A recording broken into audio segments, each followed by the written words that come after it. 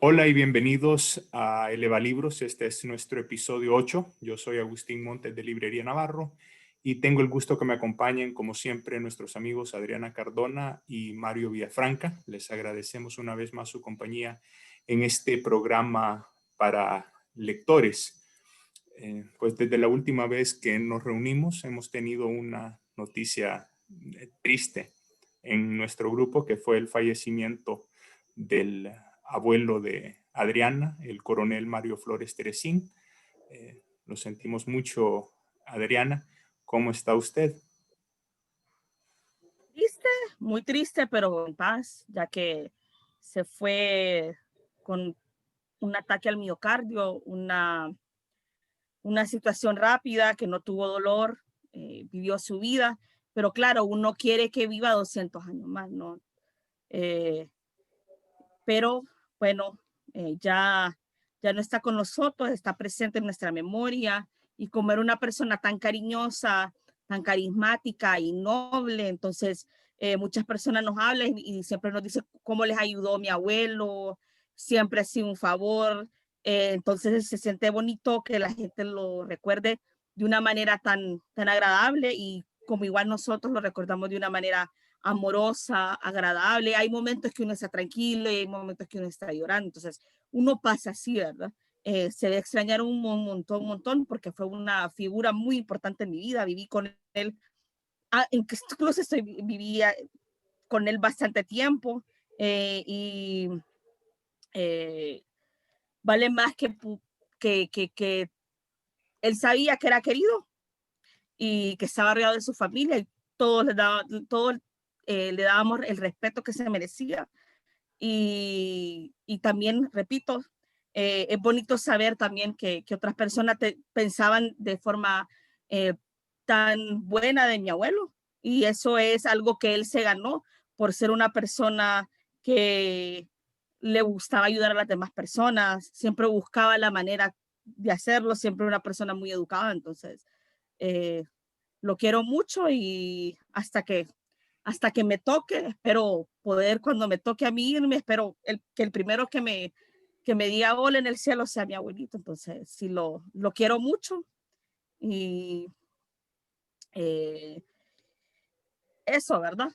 A preparar los diferentes momentos, porque las emociones son como una montaña rusa, ¿verdad? Cuando esto pasa, entonces hay que aceptar todo el proceso del duelo, porque es bueno también llevarlo, ¿verdad? Entonces, y muchas gracias por la mención, Agustín. Se lo agradezco.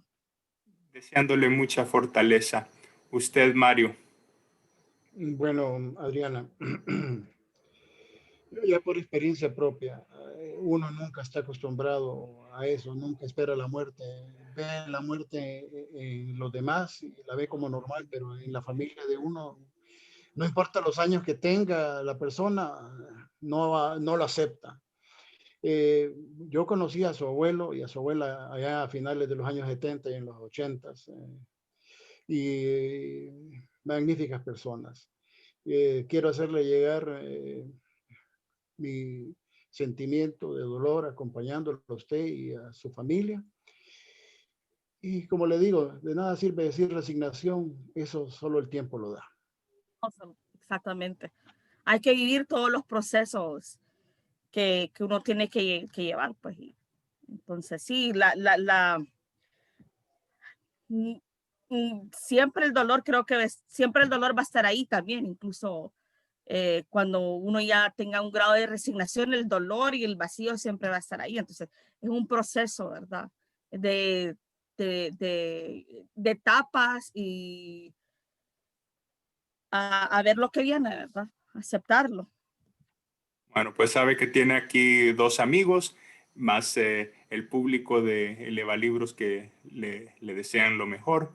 Y pues lo que nos une ahorita es este amor por la lectura, y le agradecemos, Adriana, estar de ánimo para encontrarnos, y hemos escogido una selección de temas de no ficción para este programa, sino que son ciencias sociales, humanidades, temas un poco más serios que esperamos que disfruten, que aprendamos juntos. Y pues la transición no es fácil, pero empecemos con la propuesta de libros de hoy.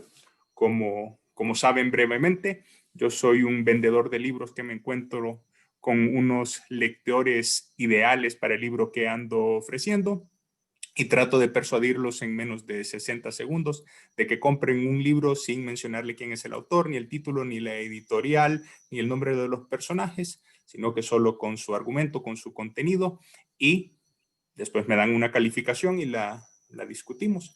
Así que, si les parece, empezamos con la primera propuesta. Y esta va dirigida a lectores de humanidades e historia. Y tengo un libro que les va a interesar. Con frecuencia, las ciencias sociales han pensado en este conjunto de creencias como un fenómeno en franco retroceso. Sin embargo, lejos de esta idea, las creencias ocupan un papel fundamental en la vida de millones de personas y son un factor determinante para explicar conflictos e identidades políticas y nacionales.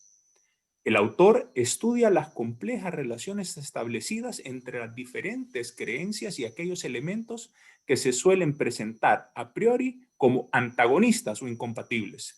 Secularización, modernización, política moderna, nación, globalización, género y derechos civiles. Este es un relato complejo y plural que integra los estudios realizados en las últimas décadas sobre el tema. ¿Qué les parece este libro?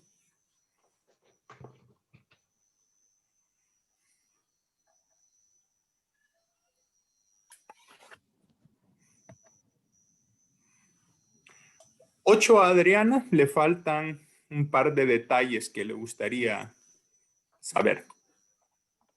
Está como bastante generalizado, no sé, porque en sí no sé de qué va, pero me intriga bastante lo que está proponiendo y que son visiones que ya la gente no, que se están perdiendo, me intriga, entonces quisiera saber qué es y quién lo escribió, qué informaciones que tiene al respecto. La verdad es que lo doy porque me intriga bastante a qué se está refiriendo, ¿no? Entonces, pero sí, eso básicamente no hay una información, repito, está un poco vaga. All over the place y vaga, exactamente. Mario. Ok, mira, por lo que menciona ahí, me da la impresión, está hablando de creencias, entonces por lo tanto puede ser posible que sea sobre religión o factores religiosos, ¿verdad? Me interesa, estoy en un 7, me interesa, dependiendo de la perspectiva del autor, porque si es un fanático de cualquiera de los dos extremos, entonces cedo mi lugar y no me lo llevo. Me gustaría ver quién es el autor y sus referencias o su investigación. Entonces, y confirmar que es precisamente cuando habla de creencias, hace algún estudio comparativo de religiones en la actualidad. Veamos si entonces ese 7 se convierte en un número más favorable. Pues el libro es Historia Global de las Religiones en el Mundo Contemporáneo, de Francisco Javier Ramón Solans, de Alianza Editorial.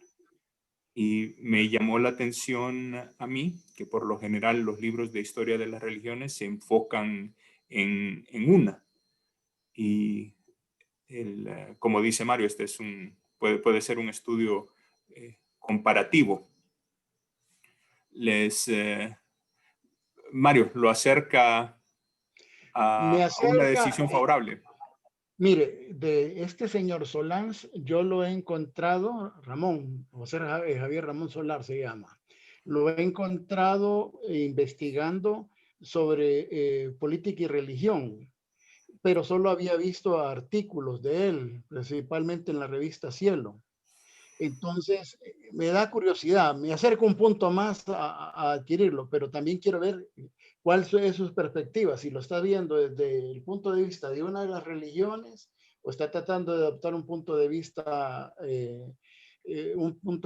más neutral, pues. Entonces, pero vamos ahorita, subimos un punto al 8. Muy bien. Si les parece, pasamos al siguiente.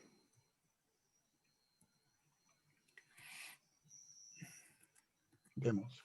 Y la segunda propuesta va dirigida a lectores de historia política. Y tengo un libro que les va a interesar.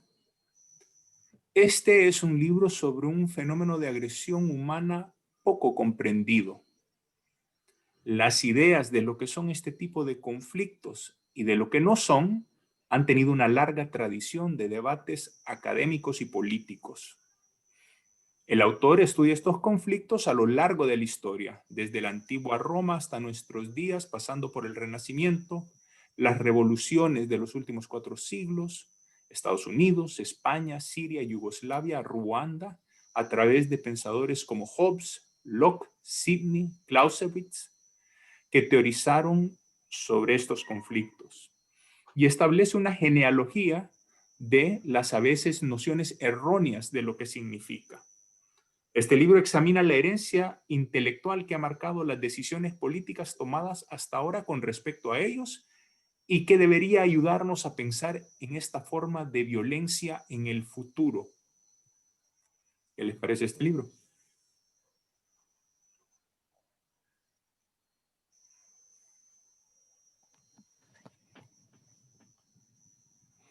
Muy bien. Mario, usted Casi está eso. con un 9 y tal vez si lo conozco, las referencias que mencionan Mire, pesaron sobre usted. exacto. Con solo decir Clausewitz, ya me está hablando a mí que es sobre la guerra, el arte de la guerra de Clausewitz, pues ya me da que pensar, violencia y guerra. Ya había trabajado ese material hace unos años y siento curiosidad porque encontrar un buen material, un buen libro, necesito ver el autor y necesito ver sus fuentes, de dónde sacó esa información. Y ya, estoy listo. Téngame la tarjeta a un lado. Claro, con ese 9 le voy a dar un detallito y ya. Adrián, ¿usted 8? Me parece muy interesante lo que está hablando igual de guerra y violencia y cómo afecta, ¿verdad? Algo que me parece muy interesante es que como durante el conflicto de Ruanda no fue visto de una manera tan grave a nivel mundial, entonces sí me interesa ver cuál es la perspectiva que se tiene ya desde que creo que salió la película hasta acá sobre por qué no asistió y por qué no le dieron el peso de la gravedad de la situación a lugares como Ruanda, entre otros, ¿no? Porque no tienen Quisiera petróleo. saber. ¿Ah? Porque no tienen petróleo. No tienen intereses económicos que adecúen. Exactamente, entonces quisiera saber cómo se especifica, ¿verdad? Cómo detalla ese problema entre otros conflictos, pero igual necesito saber quién es, la fuente, básicamente, y a qué va enfocado, ¿verdad? ¿A quién le tiran? A quién le tira también. Muy bien, pues les comparto la portada y este libro es Las guerras civiles Súbale a 10. Súbale a 10. de David Armitage de Alianza Editorial. Este es un historiador inglés. Ya lo conocía yo. Él creo que tiene especiales en History Channel, si no me equivoco, sobre las guerras medievales, creo que lo conozco. Tiene bastante, bueno, la realidad que yo la bibliografía de él la veo bien profunda. Tiene bastante material. Es que la historia siempre ha sido de mi interés y siempre he buscado fuentes que sean más fidedignas. Y este Va a ser señor, interesante eso, a ver si tiene la perspectiva de por qué algunos conflictos civiles son vistos con más interés por fuerzas exteriores y otros no son dejados pasarse. Y aunque haya una cantidad de muertes mucho mayor. Como los de Armenia, como los conflictos que han habido en Armenia. Toda Con los África, turcos Ruanda, también, y creo que hay todavía. los Tutsi, las masacres que hubieron también. Muy bien, pues quiero pasar al siguiente título porque siento que ya más para vender el anterior no puedo hacer, así que mientras están entusiasmados. Ya es venta segura. Y avanzamos al tercer título y este va dirigido a lectores de historia política. Y tengo un libro que les va a interesar. La palabra para describir esta doctrina se emplea muy a menudo y con mucha facilidad en los medios de comunicación y en las redes sociales. Se ha abusado tanto de ella que se ha desvirtuado su significado original. Hoy en día se aplica a cualquier tendencia de derecha, desde Hitler a Donald Trump, desde Putin a Margaret Thatcher, y en las redes sociales se ha convertido en la palabra recurrente para ser lanzada como insulto contra quien no opine igual que nosotros. El libro examina sus orígenes y desarrollo como concepto político desde sus inicios históricos y nos guía por el confuso laberinto de debates que rodean la naturaleza, definición y significado de lo que fue la doctrina. Libro que por su rigor aporta necesaria claridad para el mundo académico, pero es también accesible al público en general. ¿De qué doctrina estamos hablando? Ya tengo que ir preparando yo mi jubilación con este éxito. Adriana, usted. La palabra ya se sabe cuál es fascismo. Exacto. Esa es la palabra. Pensé que era ñángara, pero cuando ya dijo la derecha, ya digo, es fascista. Es fascismo. Y yo creo que exactamente es una palabra que se tiene, muchas personas tienen una idea muy general y vaga, pero también hay tonos grises dentro de esa palabra y de quienes se creen que fueron fascistas, y también en esta cultura de la cancelación que se está dando en estos momentos, también es muy importante balancear, ¿verdad? Y entender el concepto desde una perspectiva histórica, etimológica, etc., etc., etc. Entonces sí me llama mucho la atención. Entonces sí, por eso le doy un 9. Solo quiero saber enfoque, cuáles son los gobiernos, de qué países, básicamente, y cómo está documentado, cómo se documentó, básicamente, ¿verdad? De ese tipo de generalidades, pero sí me llama mucho la atención el libro. Mario, usted. Mire, es interesante la historia del fascismo, desde Benito Mussolini hasta la actualidad. Ahora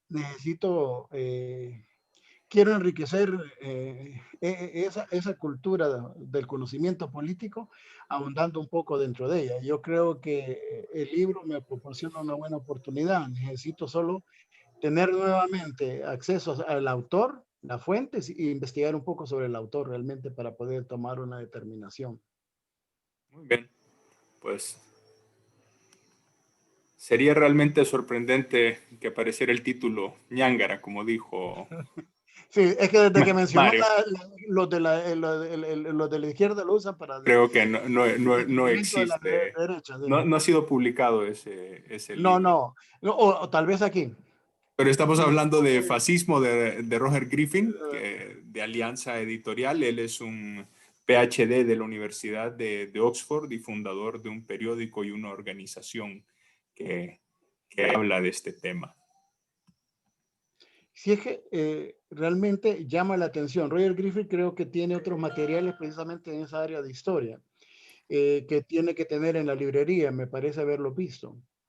No recuerdo. Pero si usted ve, ahorita se utilizaron dos términos. Los fascistas, el grupo de Trump, al grupo de Trump le decían fascista. Y Trump al grupo oponente le decía comunista. La realidad que qué tan seguros somos que cumplen los parámetros para ser o fascistas aquellos, o comunistas, o izquierdistas los otros. Solamente se han convertido en palabras para insultar, ofender Desacreditar. desacreditarlo. Pero también, ¿por qué desacredita? ¿Qué tan malas son para poder desacreditar esa visión? Entonces, es interesante tener ese libro a la mano. Estoy muy satisfecho con los resultados que llevamos. Hoy está ofreciendo bastante carne. Y vamos a ver qué tal le va al cuarto libro. Y este es un libro que va dirigido a lectores de historia política. Y tengo un libro que les va a interesar. Este libro habla de dos figuras políticas que vivieron en Ginebra entre 1902 y 1904, no necesariamente juntos. Un periodo en el que ambos militaban en el socialismo revolucionario, eran hostiles al revisionismo reformista y manifestaban concepciones similares sobre la revolución y el papel del partido en la misma. Entre 1904 y 1914 caminaron por sendas paralelas, pero a partir de octubre de ese último año, sus carreras políticas adoptaron direcciones opuestas. Al reconstruir la postura y actitud crítica de uno sobre el otro, nos ayuda a entender la evolución de las ideas de las corrientes ideológicas por las cuales ambos son conocidos. ¿Qué les parece este libro?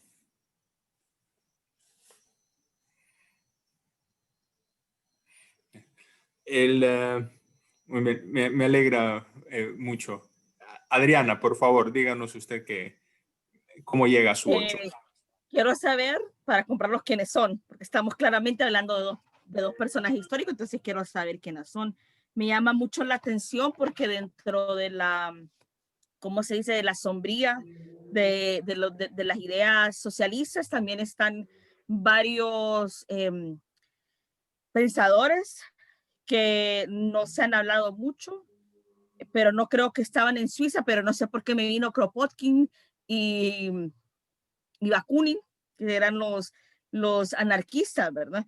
Yo sé que es muy poco probable que hayan estado en Suiza y que hayan, pero me llama la atención porque no sé de pensadores que vinieran de ese lugar, entonces quiero saber quiénes son, me intriga cuáles eran las propuestas que tenían, ¿verdad? Porque como hay un crisol de matices dentro de esa posición política, entonces sí quiero saber quiénes son y sobre todo la experiencia que tiene el escritor al tomar esta información, porque tiene que ser muy cuidadoso con su sesgo ideológico, ¿verdad?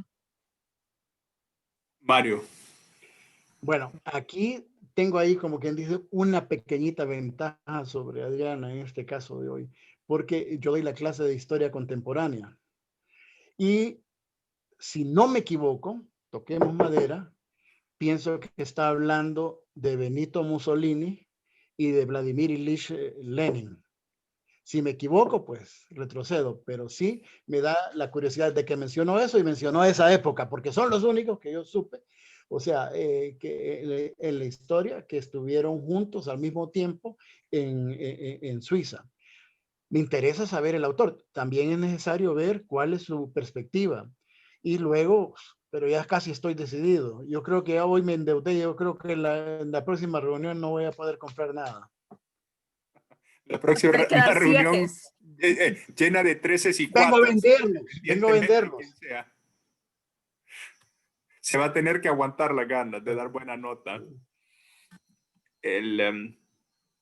Les comparto este título. Mario, el libro es Mussolini contra Lenin, de Emilio Gentile.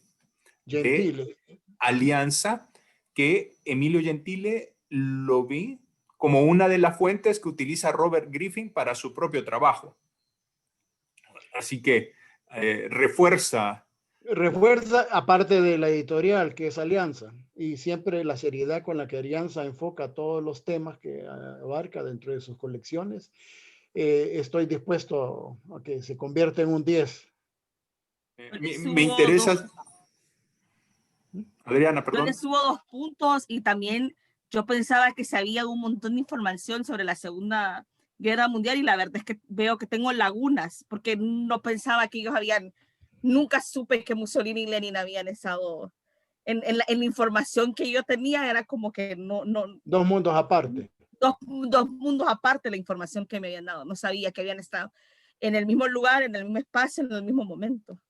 Circunstancialmente, ¿no? Y a mí me interesa cómo escogió el orden de los personajes, que es Mussolini contra Lenin, y no es Mussolini y Lenin, sino Sino ese versus. contra. Me parece interesante. Es por la Una pregunta, ideología. ¿el autor es italiano? Sí, El Gentile sí es italiano. Por el nombre, por el apellido, pues. O puede que sea radicado en Estados Unidos, no sé. bueno, pues me empiezo a poner un poco nervioso de todo el éxito que estoy teniendo. Así, avancemos. Y esta es la quinta propuesta y esta va dirigida a lectores de historia política. Y tengo un libro que les va a interesar. Durante 2 meses de mayo y junio, hacia finales de la década de los 60, las calles de esta capital europea fueron testigo de una ola de protestas iniciadas por los estudiantes contra el modelo político, social y cultural dominante. Aquellas movilizaciones dieron la vuelta al mundo y pusieron contra las cuerdas al presidente de la nación.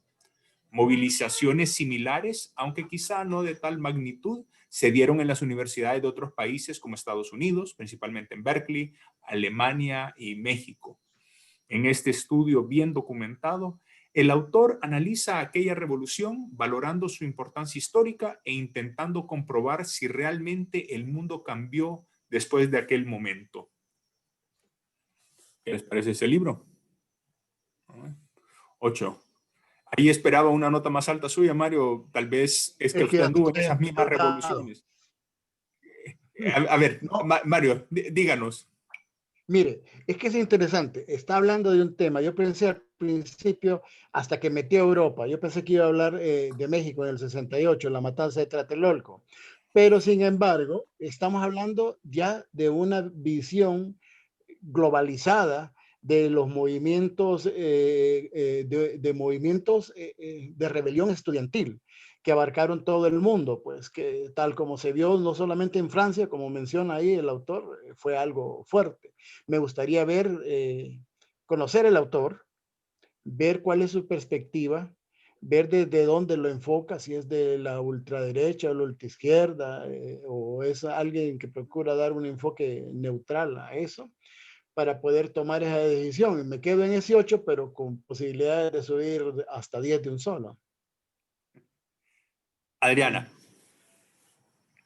Yo conocí ese conflicto debido a una película de Bertolucci que se llama Los Soñadores o The Dreamers, y a través de eso me documenté y me pareció muy interesante cómo se fueron gestando los problemas en Francia y cómo se desarrolló también ese conflicto en México. Creo que fue el más grande en Latinoamérica. Se dieron en diferentes países, pero creo que el de México fue muy importante. Y a través de eso también se dio una censura extrema en México sobre estos temas, ¿verdad? Por eso teníamos a Velasco que controlaba, digamos, la música y por eso en la radio no se permitía que existiera rock and roll o rock o metal o ese tipo de música en México, ¿no?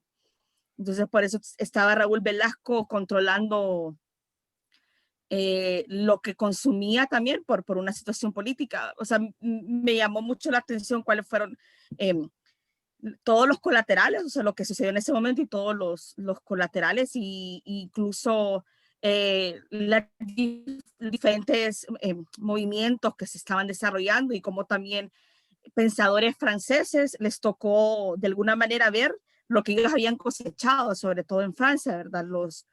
los existencialistas como Beauvoir y Sartre, que sí me parece muy interesante su participación de filósofos comprometidos, o sea, no correspondo con ellos al 100%, pero sí creo que es muy interesante porque gracias a que estos grupos de personas iban y se presentaban en la televisión y tenían libros y publicaban libros y revistas, pudieron de alguna manera alimentar a los estudiantes de Francia en esos momentos, y así que sí, me llama muchísimo la atención Mire, el tema. esa época fue un despertar, es un despertar, se puede considerar como un despertar.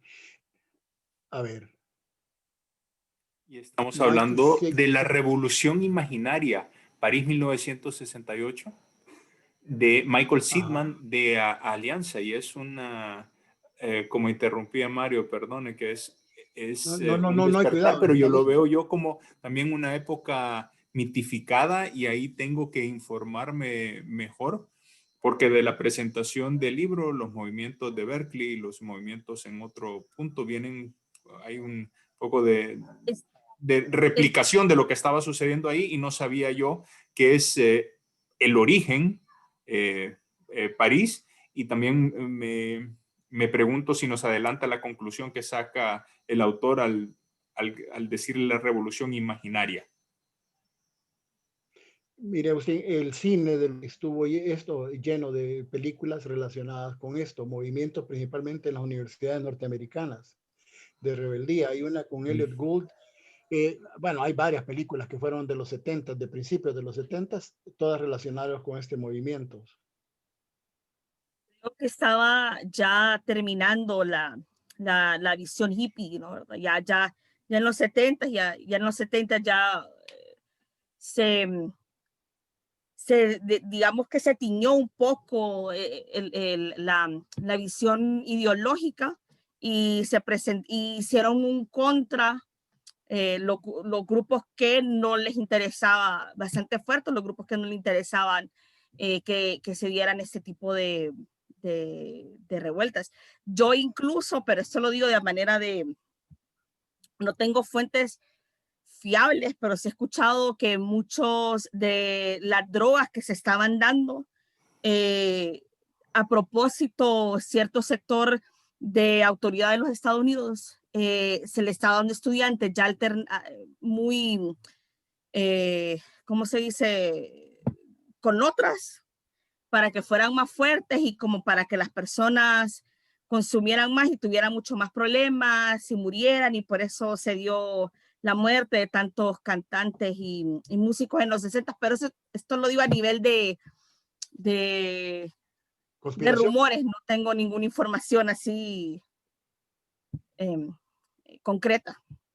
A mí me interesa ver el tema de esa influencia, porque me parece que el año 68 es el año del asesinato de Martin Luther King en abril, que es pues, El 69 antes de de Kennedy. donde está situada No, esta 63. revolución imaginaria. Entonces, no Ah, sé cuánta influencia externa se Robert. necesitaba en Estados Unidos para una Kennedy murió en el revolución. 69, ¿verdad? O antes. ¿Quién?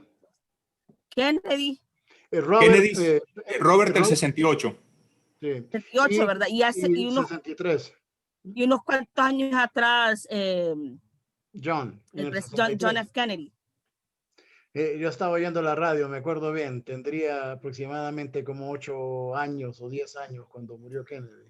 Entonces estábamos oyendo la radio en la sala con mi papá, y en ese momento pasaron las noticias que en Dallas había sido asesinado John Kennedy.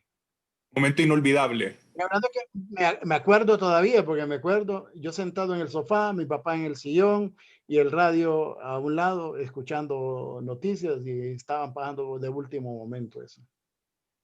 Para mi generación es cuando explotó el Challenger. Ah, el Saber Challenger. exactamente dónde está cuando recibe uno esa noticia. Yo estaba en Miami, en camino ¿cómo es que se llama? Fort Lauderdale, cuando dijeron que acababa de explotar el Challenger. O sea, son eventos que lo marcan a uno Son y eventos que... recuerda de una forma clara qué sucedió. cuando mataron a John Lennon, también estaba yo en Miami, en el campus de Miami FIU. Andaba haciendo un mandado, precisamente. Entonces me acuerdo todavía, precisamente es eso, pues, el evento lo que lo marcó a uno. La guerra con El Salvador. Estaba viendo, hasta me acuerdo de la película que estaba viendo en el momento que apagaron, quitaron todas las luces. Y así sucesivamente. Son cosas que lo dejan a uno marcado y no olvida uno el evento por eso. Claro, el de John Lennon, mi mamá estaba escuchando radio La Voz de América Mira. y yo tenía 8 años en el 80 y recuerdo haberlo. Adriana ya seguramente para ella no sé, ya definitivamente las Torres Gemelas. Las Torres Gemelas, el conflicto del este de Europa, de Serbia, Kosovo, es lo que más me recuerdo.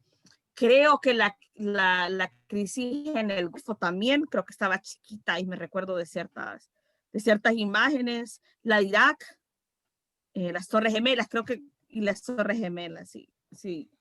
El momento donde, Y la muerte de el Kurt tiempo Cobain y también. La muerte de Kurt Cobain, pero en ese momento tenía 10 años y no lo conocía tanto, pero sí me recuerdo haberlo visto en MTV, pero La muerte de Natalie Wood, Agustín, no me acuerdo si fue en los 80 o en los 90. En los 80, pero no me acuerdo dónde estaba cuando feo murió. la escuché. Estaba la de Natalie Wood y la de Sharon Tate. Esa sí me acuerdo bien yo. Fue en el 70, fue. Hoy sí se me afloja un poco. Principios de... Sí, porque esa me la perdí. Yo creo que tiene que ser a finales de los 60 porque es cuando ya el sueño hippie ya se estaba... Eso fue lo que desmoronó básicamente ya los movimientos en los Estados Unidos. Adelantamos que vamos. Al siguiente libro, y esta es la sexta propuesta del programa de hoy, y va dirigida a lectores de historia política. Y tengo un libro que les va a interesar. Desde la segunda mitad del siglo XX se han venido sucediendo e incrementando los atentados cuya fuente es esta corriente ideológica. En el libro, el autor intenta explicar este fenómeno desde sus raíces, analizando las sucesivas fases de la tradición de extremismo religioso a través de sus textos más representativos, desde sus orígenes a partir de sus escrituras sagradas y de las sentencias del fundador de la religión, siguiendo con el patrón ortodoxo codificado hacia el año 1300, hasta llegar al siglo XX a la formación de un grupo radical político actual. Esta corriente se ve reforzada por el retorno de la ortodoxia en un país de gran caudal económico. Este libro nos desvela esta lucha por el retorno pleno a los orígenes teocráticos con el recurso de la violencia para hacerlo realidad. ¿Qué les parece este libro?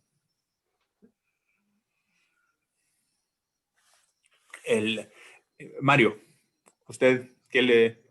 Deduzco que es el islamismo, no hay para dónde darle. Me imagino que hace una evolución de todos los movimientos, la caída del Shah en Irán, la entrada a un... Ayatollah. Sí, del Ayatollah. A un islamismo bien radical. Entonces, es interesante leer sobre esa época. Sí hay bastantes autores, pero me interesa ver cuál es la perspectiva de y cuál información es lo que nos va a proveer si hay algo nuevo sobre ello. Y también el recuento histórico, pues. ¿Usted, Adriana? Me llama mucho la atención, pero sí me gustaría saber cuál es la posición ideológica, porque hay demasiados matices dentro de esa situación y los conflictos no son tan blanco y negro y nos han enseñado desde lo que sucedió en las Torres Gemelas de ver el islamismo de cierta manera extremo negativa y entonces hay países que manejan diferentes posiciones, ¿verdad?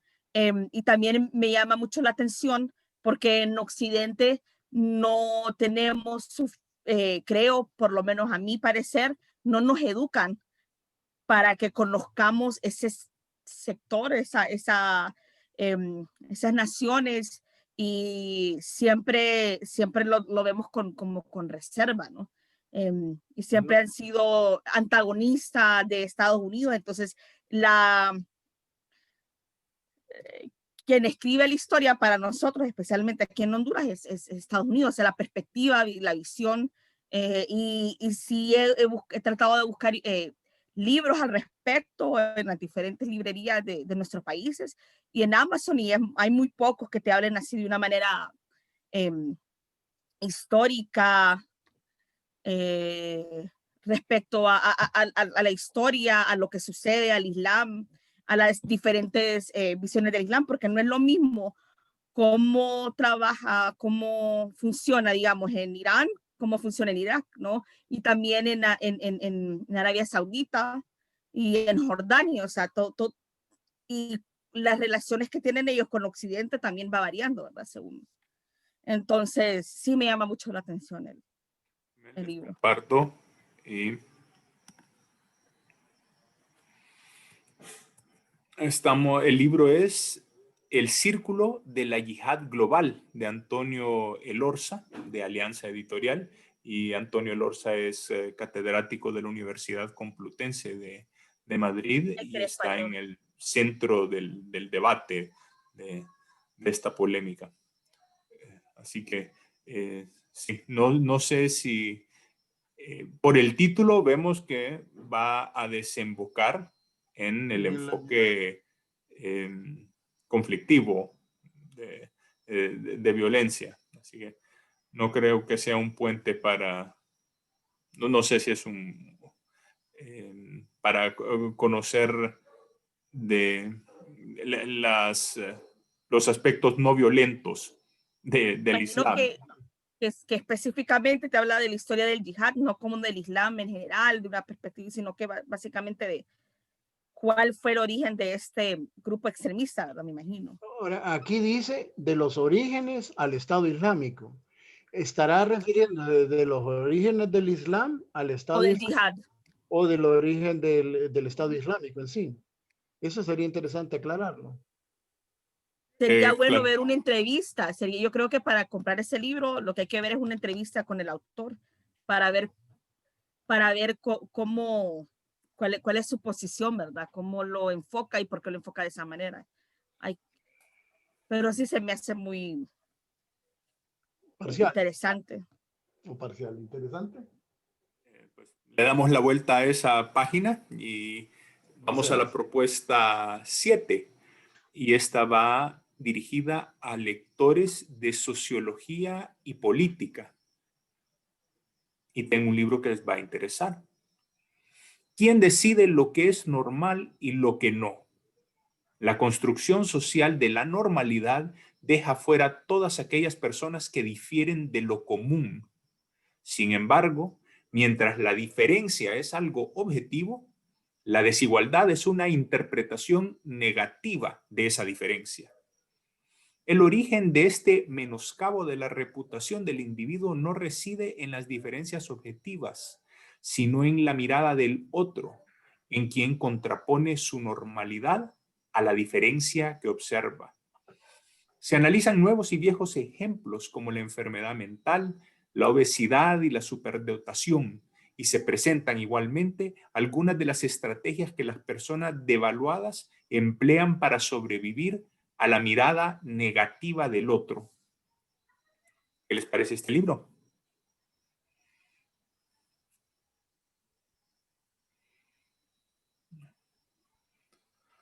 Las ciencias sociales aquí están bien respaldadas por nuestro jurado. Mario, un 8. Sí, es que es interesante. La realidad, ¿qué es la normalidad? Es algo bien subjetivo. Que diga él que la verdad es una y la filosofía sobre lo que es normal es otra. La realidad es que la normalidad depende del otro y depende del concepto que tengamos nosotros. El concepto de normal cambia de una generación a otra, pues.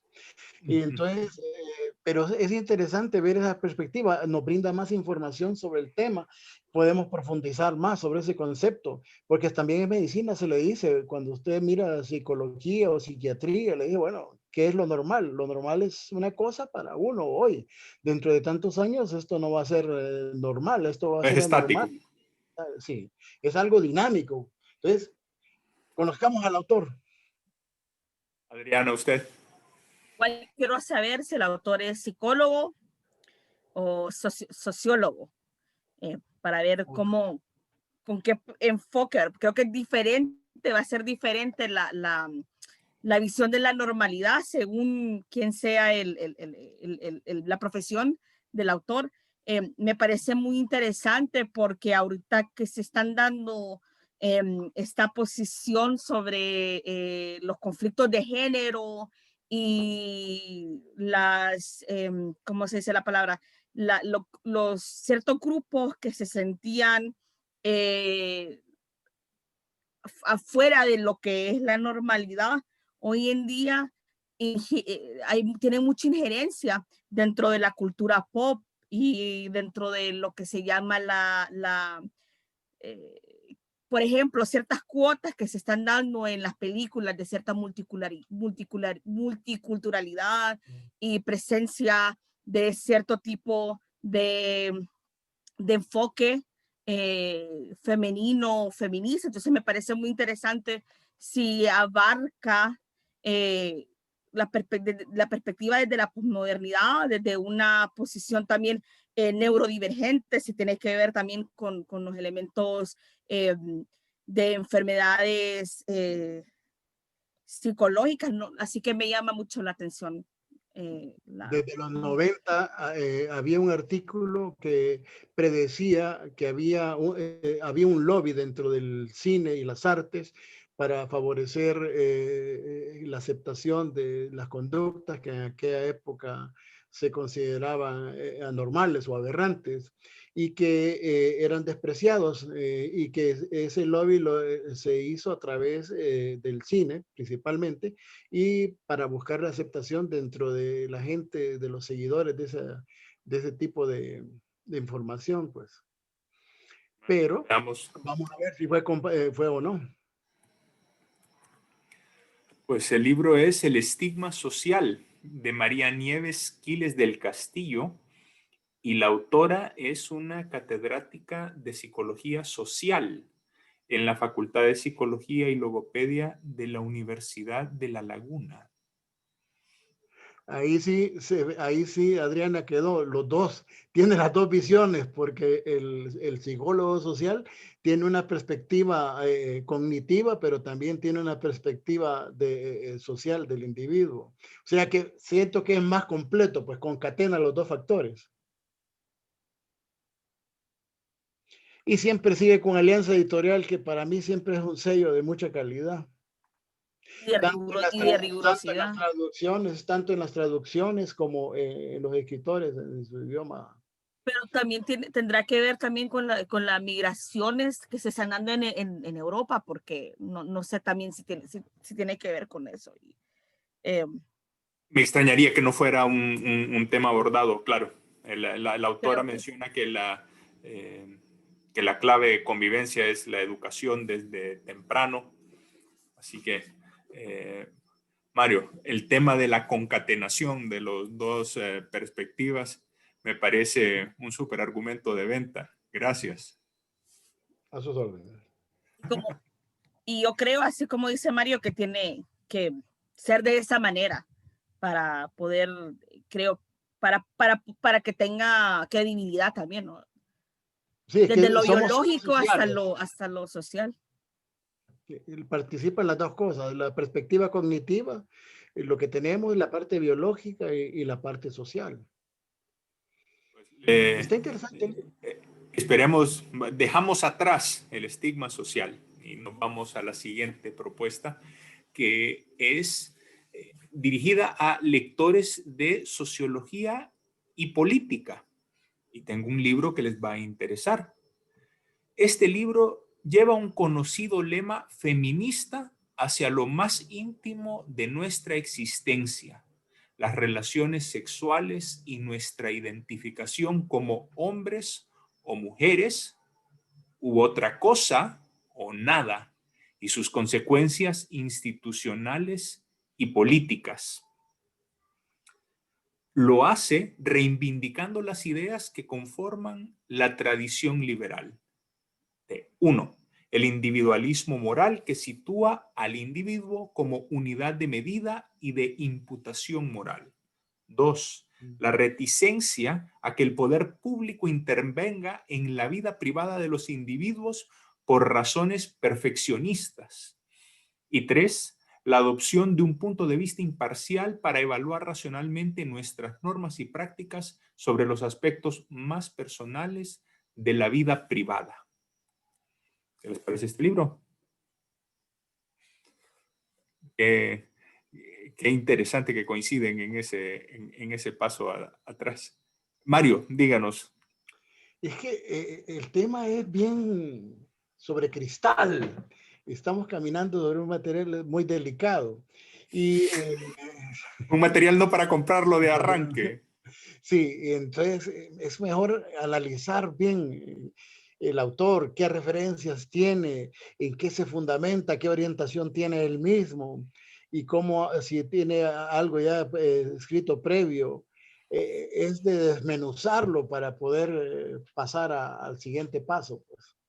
De acuerdo, Adriana, usted la veo muy de acuerdo. Está en aguas turbias. Si se va desde un punto de ideológico a otro punto ideológico, me parece que hay que tener muchísimo cuidado, porque hay una posición, coincido con ciertos elementos del liberalismo, pero no con todos, y siento que va, como lo describe, a una manera radical. Y si por el otro lado estamos hablando sobre, entre comillas, las izquierdas o un feminismo radical, que yo no abogo por ese feminismo radical, sino que algo un poquito más balanceado. Entonces, sí creo que si es de un extremo o del otro extremo, tendría que buscar bastante información sobre la autora, bastante información sobre lo que está tratando, cuáles son... Definitivamente es un tema en el que hay que tener sí. las mejores fuentes No, posibles. y no solo eso, sino que las fuentes tienen que ser científicas,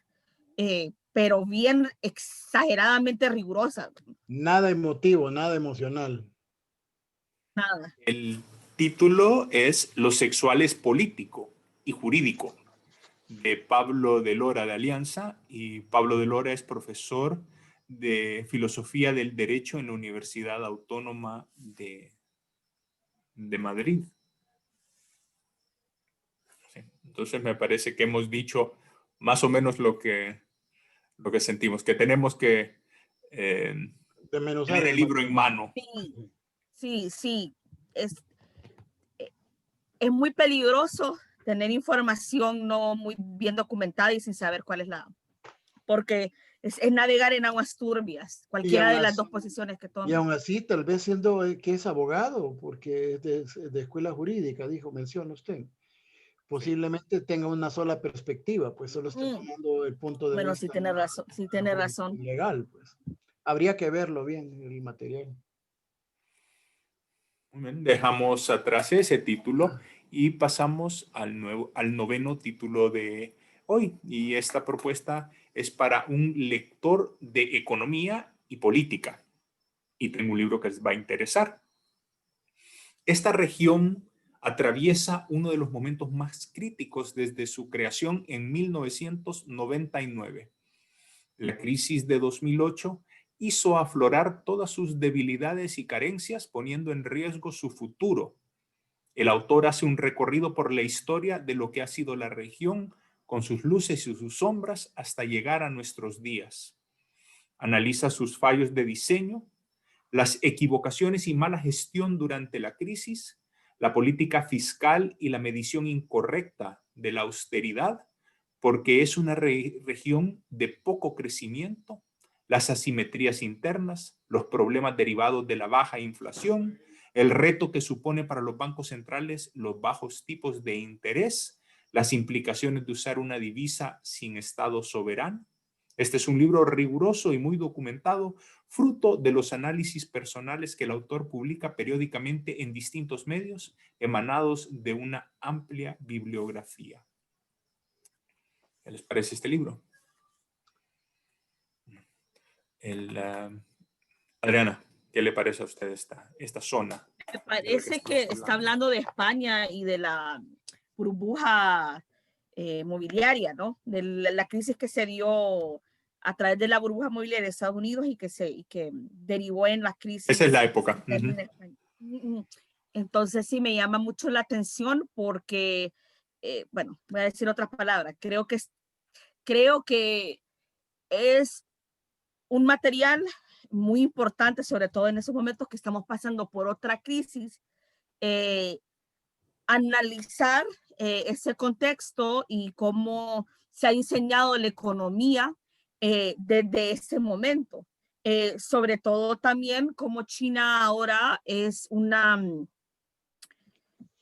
juega, ¿no? Dentro de la economía actual. Entonces quiero saber cuáles son todas las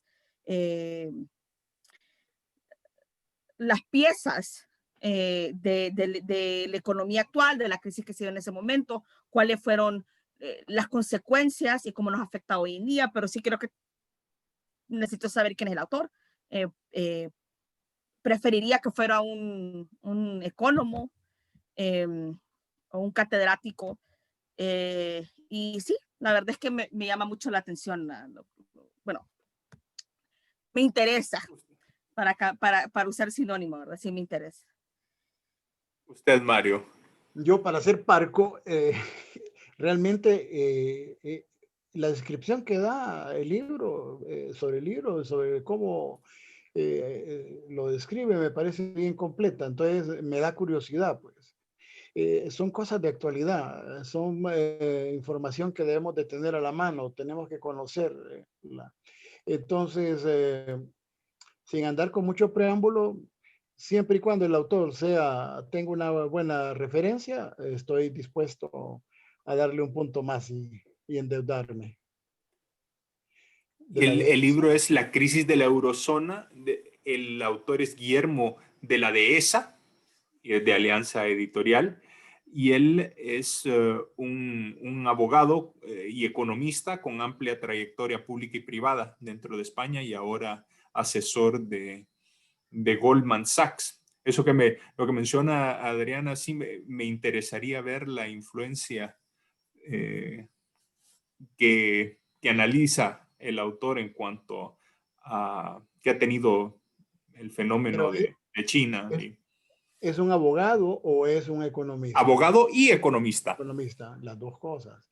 Una perspectiva legal, económica y legal. No es sociólogo, pero sí es abogado. Es interesante verlo. Sí, y el subtítulo que dice, que pregunta si es una crisis autoinfligida, pues tal vez será interesante saber por qué lo piensa. Y dejamos a la crisis de la eurozona y pasamos a la 10ª propuesta de hoy, que va dirigido a lectores de economía y política. Y tengo un libro que les va a interesar. Este libro, dividido en 3 partes, ofrece una visión de conjunto accesible al lector no especializado sobre este sistema de protección ciudadana. En primer lugar, aborda las razones históricas que explican su aparición en los países de renta alta, así como sus características y diferencias. Examina los distintos desafíos a los que se enfrenta esta construcción, desde su compatibilidad con el capitalismo actual, la globalización y los cambios demográficos. Estudia los casos de Alemania, Suiza, Reino Unido y España. ¿Cuáles son los verdaderos factores que pueden afectar a sus recursos y la viabilidad de este sistema de protección ciudadana? ¿Qué les parece este libro? Volvamos otra vez. Mario, ¿usted qué piensa? Mire, no pensé mucho realmente. Con la descripción también me encontré que dice que es una información que es accesible para todo tipo, para los neófitos, para los que no conocen mucho sobre el tema. Es algo siempre de actualidad. Estamos sobre eso, es lo que estamos viviendo. Y me gustaría conocer uno. Bueno, ahí ya menciona sobre qué áreas están, pero me gustaría saber el autor, cuál es su profesión, cuál es su currículum, por así decirlo, y en qué es lo que él se sustenta para hacer sus investigaciones, sus afirmaciones. Y si Adriana, estamos usted, dispuestos a endeudarnos. sí, Adriana, usted se despide con una casi compra en este momento. Buena que está hablando del estado de bienestar, creo, no sé, eso es lo que La renta alta, ¿no? retuve. Y me parece muy interesante porque como está la economía hoy en día, quiero saber si es viable o no en este tipo de países, ¿no? Y siempre he pensado que cómo se manejan y cómo se genera y si es viable a nivel a nivel global o si solo se puede dar en Europa porque por las características económicas y sociales que puede tener. Entonces sí me llama la atención desglosar cómo se puede dar el buen manejo o si es algo que es sustentable, ¿verdad? Entonces, sí, estamos hablando de este tema, ¿verdad? De Bustillo, mitos y realidades del estado de bienestar. Así es, Mitos y realidades del estado de bienestar de Rafael Muñoz de Bustillo de Alianza. Él es profesor de la Universidad de Salamanca y es tal vez un tema del cual nos sentimos muy lejanos, pero me interesa también a mí si es una cuestión de buen manejo de fondos o de renta alta. Siempre se puede pensar que con un poco de voluntad y buen trabajo se puede cuidar a Creo la que ciudadanía. hay diferentes tipos de estado de bienestar. Por ejemplo, los que tienen los países nórdicos es de un tipo, que es que se paga los impuestos altísimos y hay no sé, hay menos desigualdad, ¿verdad? Y no sé en España y en otros países cómo se maneja y si no tienen suficiente, cómo organizan esos recursos, ¿verdad? No. Pero como dice Agustín, como es lejano, no lo he estudiado desde una perspectiva tan profunda, pero sí me llama mucho la atención el tema. Muy bien, pues ya estamos listos para despedirnos. Muchas gracias nuevamente por su compañía. Ya la próxima vez que nos reunamos será en el 2021. Y así que les deseo una, una feliz Navidad en casa ante las pues, circunstancias que tenemos, ante los cambios que estamos enfrentando, ante las pérdidas que hemos tenido recientemente. Y Adriana, usted ya eh, sabe qué va a ser para Navidad y Año Nuevo. Creo que voy a ir a reuniones bien donde hay muy pocas personas, sobre todo familia, y la verdad es que van a ser rápidas y obviamente con la bioseguridad. Eh, Quisiera estar en la casa antes de por lo menos las 2, si no por lo menos que no pase de eso. Y por favor a todas las personas si se van a reunir, estén conscientes, no sean 30 personas o 20, 5, distanciamiento y utilizar la mascarilla y comer en zonas aisladas para cuando se quiten la mascarilla, ¿verdad? Y sobre todo les dejo mis redes sociales, que es Adri Cardona F. He estado teniendo un especial de fantasía que va a terminar el 24, entonces ahí recomiendo películas, música y libros, entonces si gustan pueden pasar ahí, ¿verdad? Y igual disfrutar de forma bastante solemne porque acaba de tener también una pérdida. Yo creo que más que todo celebrar el recuerdo de él, ¿verdad? Básicamente. Y eso, ¿verdad?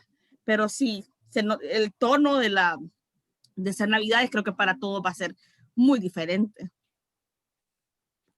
Así es. Mario, ¿usted cómo va a pasar Navidad, Año Nuevo? Bueno, la realidad que ¿para qué nos vamos a arriesgar? Hemos estado encerrados durante 10 meses. Por un momento que nos volvamos a ver, a reunir con toda la familia, el riesgo de contaminarse, enfermarse y ser la última Navidad no vale la pena. ¿De qué sirvió todo el encierro que tuvimos si lo vamos a desperdiciar en un minuto? Pues nosotros sí hay una reunión familiar, pero nosotros nos vamos a quedar aquí en casa.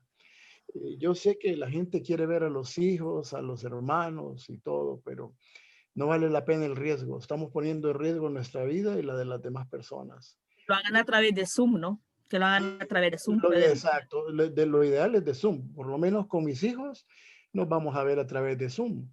Pero la familia acá quiere reunirse, pero no quiero correr el riesgo. Entre más numerosa es la familia, más pequeños miembros hay, esos pues, tienen más riesgo de contaminarse y llevar esa contaminación a esa reunión. Entonces yo les aconsejo encerrarse. Debe ser a quedarme en mi casa, pero como estoy con mi abuela y vivo con ella, sí necesito estar con la familia, ¿verdad? Obviamente pocas personas. Por mí me quedaría, pero lo hago por ella para acompañarla, ¿verdad? Para recordar a mi abuelo de cierta manera. Pero es cierto, yo creo que lo mejor es eso. Si pueden evitar, si solo se reúnen con una persona y si lo pueden hacer a través de Zoom, creo que es mucho mejor.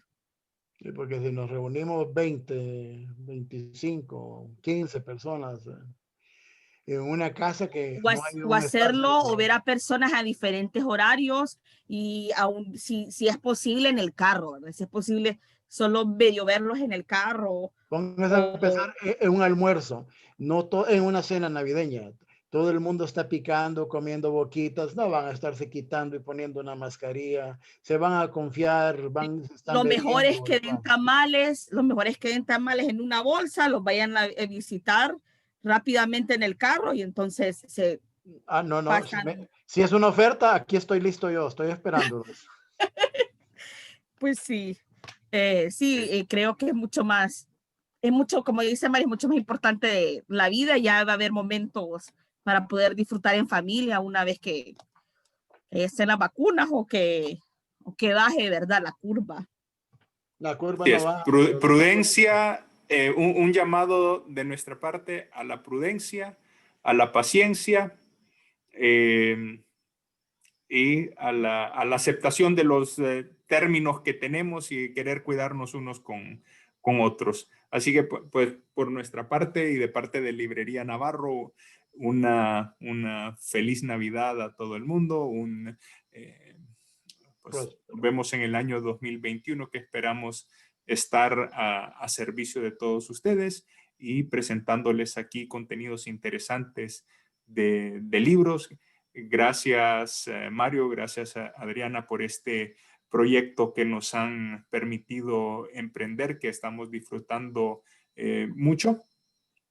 A todo el público, muchas gracias. Nos pueden encontrar en Facebook en @librería Navarro. Ahí es el mejor lugar de ponerse en comunicación con nosotros. Háganos llegar sus comentarios en nuestro canal de YouTube o a Facebook. A Mario lo pueden encontrar en Club de Libro HN en Facebook también. Y pues nos vemos el próximo año. Feliz Navidad. De fiestas.